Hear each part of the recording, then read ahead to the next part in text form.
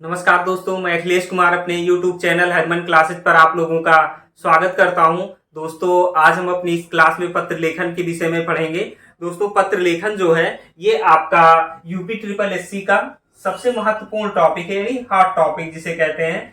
इससे प्रत्येक एग्जाम में 2 से 3 क्वेश्चन या कभी कभी ज्यादा आते हैं। वीडियो के एग्जाम में लगभग कितने इससे क्वेश्चन 4 से 5 क्वेश्चन पूछे गए थे। तो ये पत्र लेखन बहुत आसान है और इससे एग्जाम में क्वेश्चन पूछे जाते हैं। दोस्तों, जब हम ये आपकी पत्र लेखन की थ्योरी पढ़ा देंगे तो लास्ट में हम करीब 15 से 20 क्वेश्चन आपको कराएंगे भी। यानी यूपी ट्रिपल एससी में जितने भी अभी तक आपके ये पत्र लेखन से क्वेश्चन पूछे गए हैं वो सारे क्वेश्चन हम आपको कराएंगे। 2-3 पार्टों में ये करके हम वो सारे क्वेश्चन कराएंगे। तो चलिए सबसे पहले हम देख लेते हैं दोस्तों, पत्र कहते किसे हैं। क्या पत्र कहते किसे हैं? पत्र एक लिखित माध्यम है जिसके द्वारा हम अपने मन के भावों और विचारों को क्या करते हैं, प्रकट करते हैं। तो उसे क्या कहा जाता है? पत्र कहा जाता है। अब देखिए, जब हम पत्र लिखते हैं तो उसमें कुछ बातों का हमें ध्यान रखना चाहिए। तो देखते हैं वो बातें कौन सी हैं। सबसे पहले जब हम पत्र प्रारंभ करते हैं तो सबसे ऊपर हमें पत्र लेखक, क्या पत्र लेखक और पत्र प्राप्तकर्ता, उसके बाद आपका पत्र प्राप्तकर्ता, इनके क्या करना चाहिए हमें? नाम व पता के साथ हमें क्या लिखना चाहिए? दिनांक भी अंकित करना चाहिए। क्या लिखना चाहिए? दिनांक। नाम व पता के साथ हमें इनका दिनांक भी अंकित करना चाहिए। अब हमें देखिए दूसरा पॉइंट जो है हमारा, दूसरा पॉइंट, ये तो हमारा पहला हो गया कि जब हम पत्र लिखेंगे तो जो पत्र लेखक होगा उसका पता लिखेंगे, फिर पत्र प्राप्त करने वाले का पता, उसका नाम और क्या बोलते हैं, दिनांक, ये सब हम लिखेंगे। और फिर दूसरा जो हमारा पॉइंट होता है, जो इंपॉर्टेंट पॉइंट होता है, ये भाषा की संक्षिप्तता होनी चाहिए। यानी पत्र हमें क्या लिखना चाहिए? संक्षेप में लिखना चाहिए, संक्षिप्तता। तो इससे क्या होता है कि इसका कहने का अर्थ ये है कि पत्र आपका ज्यादा लंबा नहीं होना चाहिए। यानी जो भी आपको कहना है कम से कम शब्दों में, क्या कम से कम शब्दों में आप अधिक से अधिक बातें कहनी चाहिए। कम से कम शब्दों में हमें क्या करना चाहिए? अधिक से अधिक बातें कहनी चाहिए। अधिक से अधिक बातें कहनी चाहिए कम से कम शब्दों में। तो हमारा दूसरा पॉइंट हो गया।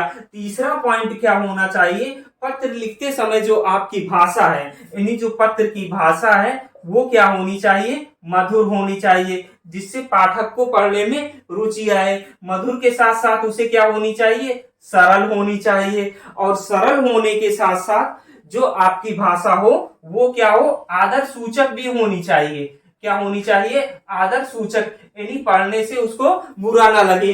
पत्र में कोई भी ऐसी भाषा नहीं लिखनी चाहिए जिससे कि पाठक को क्या हो? दिल को ठेस पहुंचे। तो सबसे पहला पॉइंट, पत्र जब हम लिखें तो लेखक और प्राप्तकर्ता, इसका नाम, पता और दिनांक के साथ हमें अंकित करना चाहिए। और पत्र हमें कम से कम शब्दों में लिखना चाहिए, यानी कम से कम शब्दों में अधिक से अधिक बातें कहनी चाहिए। और पत्र की भाषा मधुर, सरल और आदर सूचक होनी चाहिए। चौथा पॉइंट जो है आपका, कि जब आपका पत्र क्या हो? समाप्त हो। पत्र की समाप्ति इस प्रकार होनी चाहिए आपकी, पत्र की समाप्ति, कि जो भी आप उसे संदेश देना चाहते हो वो संदेश क्या हो? स्पष्ट हो। ये संदेश आपका क्या हो? स्पष्ट हो। यानी जो आप पत्र समाप्त हो तब पाठक, जो भी आप पाठक को संदेश देना चाहते हैं वो संदेश आपका क्या हो? स्पष्ट हो। अब हम देखते हैं पत्र की विशेषता। इसकी पहली विशेषता है भाषा की संक्षिप्तता। इसकी पहली जो विशेषता है आपकी भाषा की संक्षिप्तता है। भाषा की संक्षिप्तता, ये इसकी पहली विशेषता है। अर्थात पत्र को कम से कम शब्दों में लिखना चाहिए और उन्हीं शब्दों में आपको अपनी अधिक से अधिक बातें कहने की कोशिश करनी चाहिए। दूसरा जो है आपकी ये क्रमबद्धता, यानी आपका जो पत्र है वो क्रमबद्ध तरीके से लिखना चाहिए। यानी जो बातें आपको पहले लिखनी है उसे पहले लिखना चाहिए, जो बातें बाद में लिखनी है उसे बाद में लिखनी चाहिए। यानी पत्र आपका क्या होना चाहिए? क्रमबद्ध तरीके से होना चाहिए। तीसरी जो है, जो आपके पत्र की जो भाषा हो वो स्पष्ट और क्या हो, सरल हो। यानी पत्र की भाषा क्या होनी चाहिए, स्पष्ट और सरल होनी चाहिए, जिससे पाठक को पढ़ने में कोई परेशानी ना हो और पाठक आसानी से समझ सके। चौथा पॉइंट है, जो आपकी भाषा शैली है ये प्रभावपूर्ण होनी चाहिए। यानी जो आपकी भाषा शैली है पत्र की वो क्या होनी चाहिए, प्रभावपूर्ण होनी चाहिए भाषा शैली, जिससे जो जिस भाव में आप पत्र लिखना चाहते हैं वो भाव पाठक को समझ में आ जाए। और पांचवा जो पॉइंट है आपका वो है, आपके पत्र में आपकी शिष्टता व विनम्रता झलकनी चाहिए। यानी आपको ऐसे शब्दों का प्रयोग करना चाहिए जिससे आपकी जो पत्र जिसको लिख रहे हैं पाठक को आपकी शिष्टता और विनम्रता के बारे में पता चलना चाहिए कि आप बहुत शिष्टता और विनम्रता के साथ पत्र लिख रहे हैं। छठा पॉइंट है आपका उद्देश्य, यानी जिस उद्देश्य से आप पत्र लिख रहे हैं उस उद्देश्य की पूर्ति होनी चाहिए।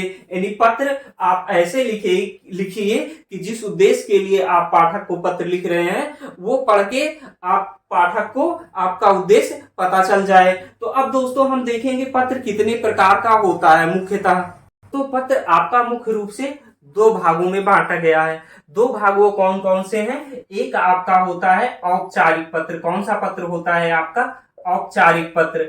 एक होता है आपका औपचारिक पत्र, दूसरा होता है अनौपचारिक पत्र। जो पत्र औपचारिक नहीं होते वो पत्र कौन से होते हैं, अनौपचारिक पत्र होते हैं। अभी हम आपको बताएंगे औपचारिक और अनौपचारिक पत्र होते कौन कौन से हैं। ये आपके पत्र को मुख्यतः दो भागों में बांटा गया है, औपचारिक पत्र और अनौपचारिक पत्र। अब देखिए औपचारिक पत्र आपके कौन कौन से होते हैं। जैसे जो आपके शासकीय पत्र होते हैं यानी सरकारी पत्र, जो आपके शासकीय या सरकारी पत्र होते हैं वो आपके औपचारिक पत्र होते हैं। अर्धशासकीय पत्र भी होते हैं, अर्धशासकीय पत्र भी होते हैं, ये भी आपके क्या होते हैं, औपचारिक पत्र होते हैं। फिर आपके कार्यालयी पत्र होते हैं, कार्यालयी पत्र होते हैं, ये भी आपके क्या होते हैं, औपचारिक पत्र होते हैं।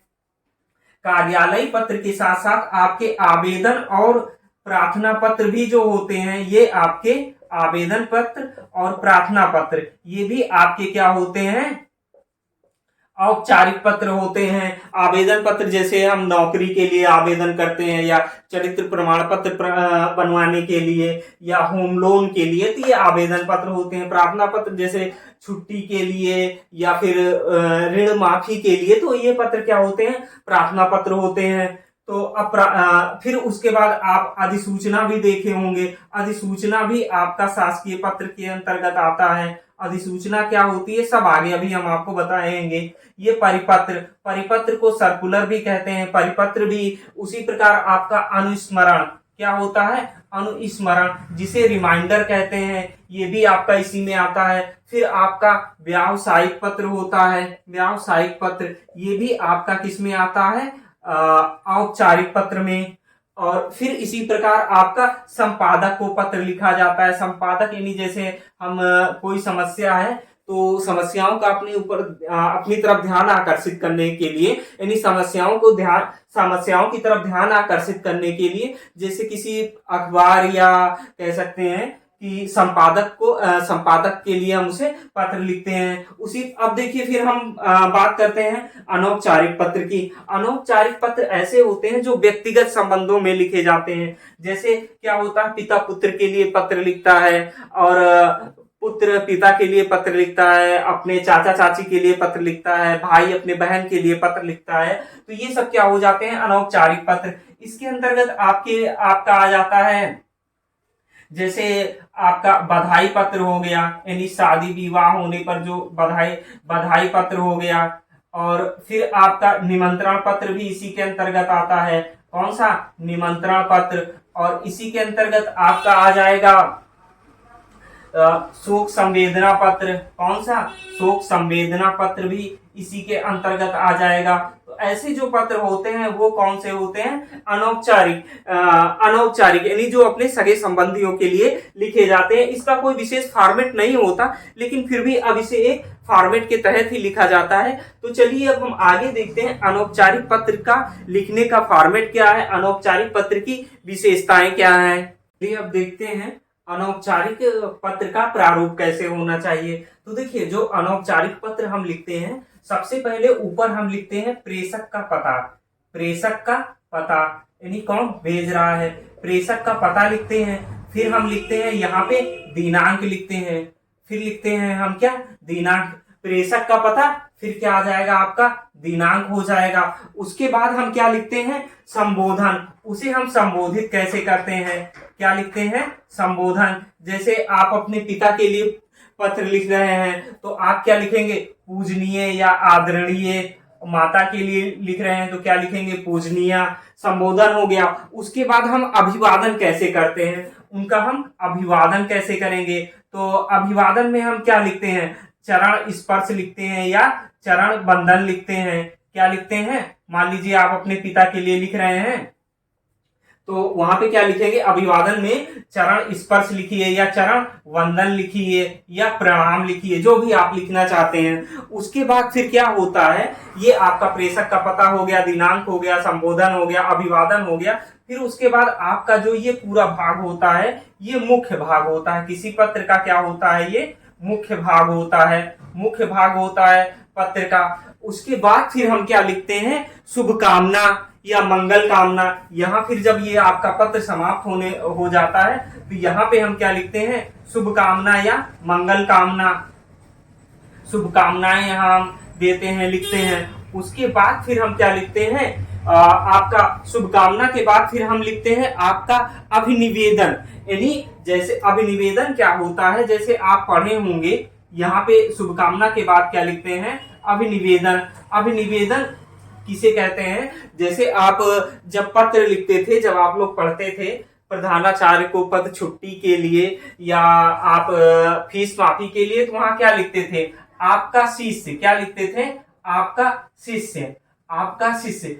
तो ये जो है, यही है आपका क्या, अभिनिवेदन। अभिनिवेदन यही है आपका। तो अभिनिवेदन जो लास्ट में लिखा जाता है, भौदिया या आपका शिष्य, आपका हितैषी, तो यही सब क्या है आपका अभिनिवेदन। उसके बाद फिर यहाँ पे लास्ट में क्या लिखा जाता है, अपना नाम लिखा जाता है या हस्ताक्षर किया जाता है। तो जब हम अनौपचारिक पत्र लिखते हैं तो वहां पे क्या लिखते हैं, अपना नाम लिखते हैं। तो ये हो गया आपका अनौपचारिक पत्र के प्रारूप। यानी सबसे पहले वहां पे क्या लिखा जाएगा, जब हम पत्र लिखेंगे अनौपचारिक, तो उसमें प्रेषक का पता लिखेंगे, फिर दिनांक लिखेंगे, फिर संबोधन लिखेंगे, फिर अभिवादन लिखेंगे, फिर मुख्य भाग जो भी हमें लिखना होता है, इसमें जो भी जिस चीजों के लिए हम लिख रहे हैं वो सारी चीजें यहाँ लिखी जाती हैं। फिर शुभकामनाएं, फिर आपका अभिनिवेदन, फिर वहां पे अपना नाम लिखा जाता है। अब चलिए देखते हैं अनौपचारिक जो पत्र लिखा जाता है, किसके लिए कौन सा शब्द प्रयोग किया जाता है। संबोधन में, अभिवादन में, अभिनिवेदन में कौन कौन से शब्द प्रयोग किए जाते हैं, वो आगे देखते हैं। हम देखते हैं जब हम अनौपचारिक पत्र लिखते हैं तो उसमें हम किसके लिए, संबोधन में कौन सा शब्द यूज करते हैं, अभिवादन में कौन सा शब्द यूज करते हैं और अभिनिवेदन में कौन सा शब्द यूज करते हैं। तो सबसे पहले देखते हैं अपने से बड़ों। अपने से बड़ों के लिए हम कौन सा शब्द यूज करते हैं, अपने से बड़ों के लिए। तो अपने से बड़ों में जैसे कौन आ जाएगा, आपके माता पिता आ जाएंगे, माता पिता हो गए, आपके बड़े भाई हो गए या बहन हो गई, बड़े भाई या क्या हो गए, बहन हो गई। और उसके बाद फिर आपके चाचा चाची हो गए, क्या हो गए, चाचा चाची, ताऊ। तो ऐसे ही जो आपसे बड़े सगे संबंधी होते हैं उनके लिए हमें पत्र में संबोधन के रूप में हम कौन सा शब्द प्रयोग करते हैं। तो देखिए, इनके लिए जो अपने से बड़े होते हैं उनके लिए हम क्या करते हैं, पूजनीय, पूजनीय या फिर क्या करते हैं, पूजनीय। लिंग के अनुसार हम करते हैं पूजनीय या फिर क्या हो गया, पूजनीय हो गया। फिर पूज्य, इसके स्थान पर हम पूज्य या फिर क्या कर सकते हैं, पूज्या भी कर सकते हैं। या फिर हम आदरणीय या फिर आदरणीय कर सकते हैं, आदरणीय या फिर क्या, आदरणीय कर सकते हैं।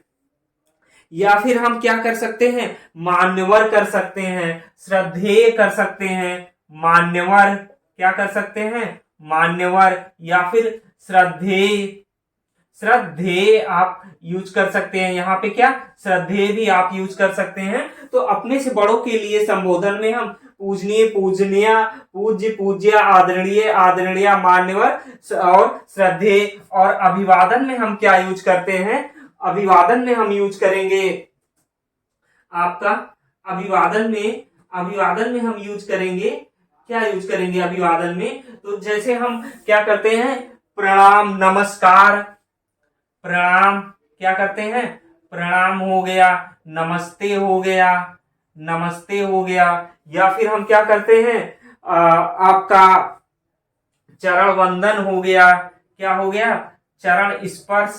या फिर क्या करते हैं? चरण वंदन करते हैं, चरण वंदन।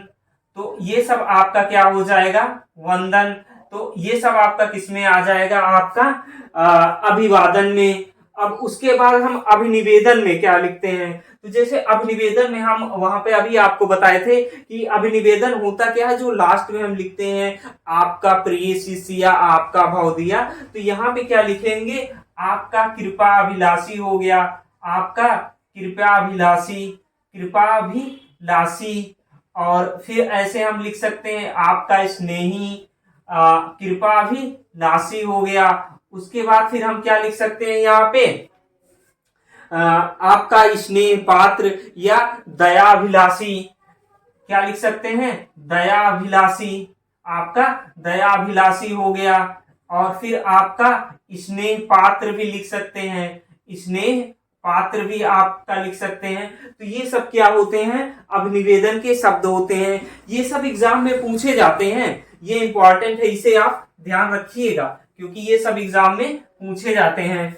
फिर आप देखिए, जो आपके बराबर हो, जैसे अपने से बराबर, या फिर अपने मित्र को, अपने सहपाठी को, अपने सहेली को अपने से बराबर के लिए हम क्या लिखते हैं? अपने से बराबर के लिए। बराबर में जैसे आपका भाई भी हो सकता है, तो अपने से बराबर में क्या हो जाएगा? मित्र हो जाएगा। मित्र के बाद आप लिख दीजिए यहाँ सहेली भी लिख सकते हैं, सहपाठी जैसा जो लिंग रहे, सहपाठी। तो इनके लिए हम संबोधन में क्या प्रयोग करते हैं? तो इनके लिए संबोधन में हम प्रयोग करते हैं प्रिय हो गया, या प्रिय मित्र हो गया, प्रिय सहेली हो गया, प्रिय सहेली हो गया, सहेली।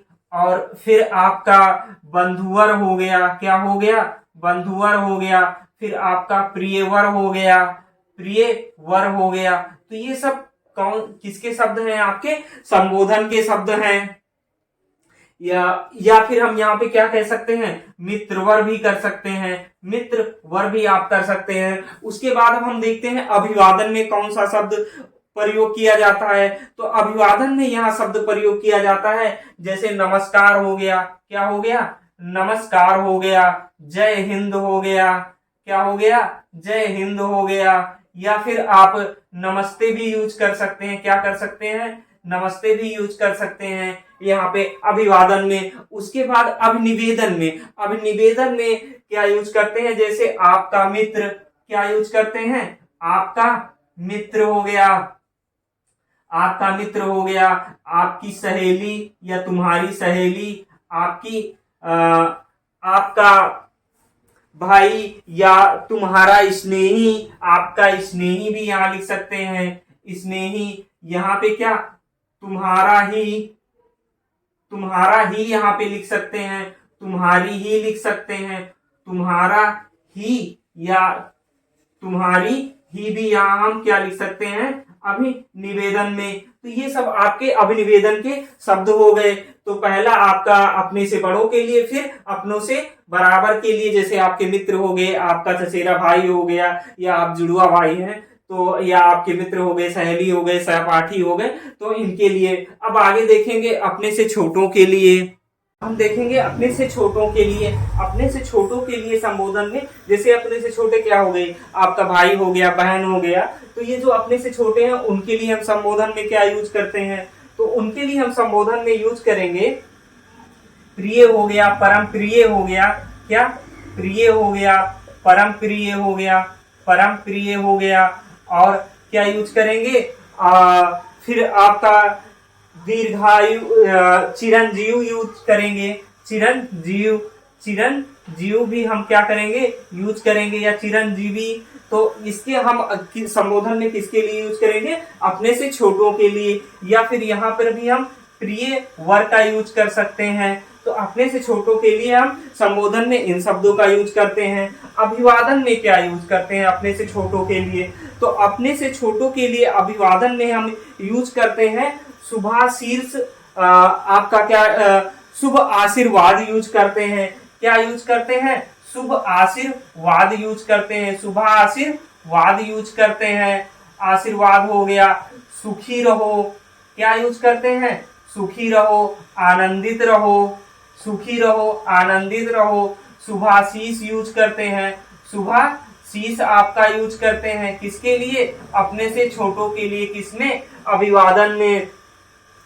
उसके बाद क्या यहाँ यूज करते हैं? आनंदित भी कह सकते हो, आनंदित रहो, आनंदित रहो या खुश रहो, आनंदित रहो या क्या रहो? खुश रहो, इसका यूज करते हैं। अभिवादन में क्या यूज करेंगे? शुभ चिंतक, क्या यूज करेंगे? आपका शुभ चिंतक और आपका हितैषी, शुभाभिलाषी या हितेच्छु, क्या यूज करते हैं? आपका शुभ चिंतक, क्या यूज करेंगे? शुभ चिंतक। या फिर यूज करेंगे क्या? हितैषी, हितैषी भी यूज करते हैं। या फिर क्या यूज करते हैं आपका यहाँ पे फिर हम यूज कर सकते हैं या हित चिंतक, क्या यूज कर सकते हैं? हित चिंतक भी यूज कर सकते हैं। हितैषी हो गया या हितेच्छु यूज कर सकते हैं। क्या यूज कर सकते हैं? हितेच्छु भी आपका यहाँ पे यूज कर सकते हैं। किसमें? अभिनिवेदन में। अगर देखिए ये तो 3 हो गए। कभी कभी ये होता है हम अपने से अपरिचित के लिए क्या यूज करते हैं, जिनको हम ज्यादा जानते नहीं हैं, जैसे अपरिचित व्यक्ति के लिए। तो अपरिचित व्यक्ति के लिए हम क्या यूज करते हैं? अपरिचित व्यक्ति के लिए हम क्या यूज करते हैं? अपरिचित व्यक्ति के लिए, अपरिचित के लिए अब संबोधन में हम क्या यूज करेंगे? आदरणीय हो गया। क्या हो गया?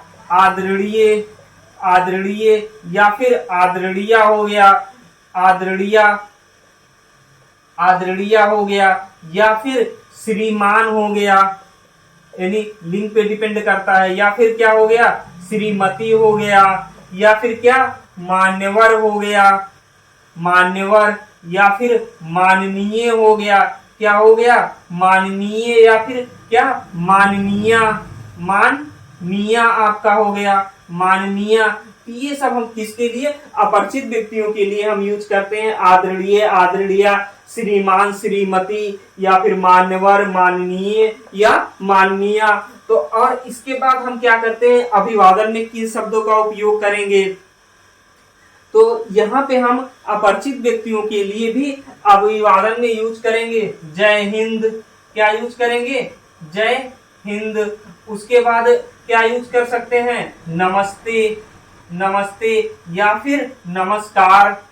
किसका यूज करते हैं? जय हिंद, नमस्ते, नमस्कार अभिवादन में। उसके बाद अभिनिवेदन में क्या यूज कर सकते हैं? तो यहाँ पे यहाँ पे क्या लिख सकते हैं? अभिनिवेदन में भावदिया, भावदिये या भावदिया यहाँ पे यूज कर सकते हैं। उसके बाद फिर क्या यूज कर सकते हैं? यहाँ पे कृपाकांक्षी, क्या यूज कर सकते हैं? कृपा कांक्षी यहाँ पे यूज कर सकते हैं। इसके पहले यहाँ पे क्या रहेगा? आपका भावदिया या भावदिये, फिर कृपा कांक्षी। तो इन्हीं सारे शब्दों का हम किस में यूज करते हैं? अभिनिवेदन में। दोस्तों इन सब जो भी ये हम आपको पढ़ा रहे हैं इसकी पीडीएफ हमारे आपको टेलीग्राम चैनल पर मिल जाएगी, जिसका लिंक हमारे इस वीडियो के डिस्क्रिप्शन बॉक्स में आपको मिलेगा। तो दोस्तों हम अपने पहले अपनी इस क्लास में पढ़े हैं या पहले पार्ट में पढ़े हैं अनौपचारिक पत्र से संबंधित विशेषताएं, अनौपचारिक पत्र का प्रारूप। अपने दूसरे पार्ट में हम पढ़ेंगे औपचारिक पत्र के विषय में और जानेंगे उसका प्रारूप क्या होता है।